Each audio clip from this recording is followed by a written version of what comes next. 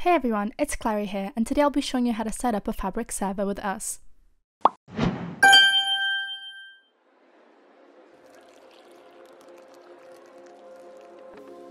Firstly, in order to set up your Fabric server and get started with mods, you'll need to head to your Minecraft Java service. It's important to note that in order to acquire Fabric mods, you'll need to set your server to Java. Next, what you have to do is press the Configuration tab. There you'll see a variety of options you can set up. On the left, we just have to change the type of the server to Fabric. Then you select the version of Minecraft you want to set up Fabric with. In this case, I'll be setting it to the latest version. If you're looking to install specific mods that require a specific loader version, you can select that here as well. Finally, display name is optional. This is whatever your service will be called here, so you can leave it as that if you'd like. On the next tab, you'll be able to set the Java memory, Java version, etc. Keep in mind that our services automatically set the Java memory to the optimal memory for your service. Once that's all done, you can then select Save and Restart for the service to make the necessary changes. You'll see this window for a little bit and then it should finalize the setup.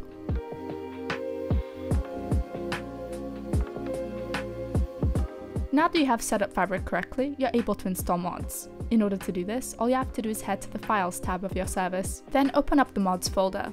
Here you can just drag the mods you want to install. Please keep in mind that the mods you install here have to be the same version as your server as well as for Fabric. For example, my service is set to 1.21, so I have to make sure my mods are also set up for 1.21 Fabric. Once you've added mods you'd like here, all you have to do is restart the server for the changes to take effect. Keep in mind users need to have the same mods installed in their client if they want to join your server. And boom, you should now be able to head into your server and view the mods you've installed.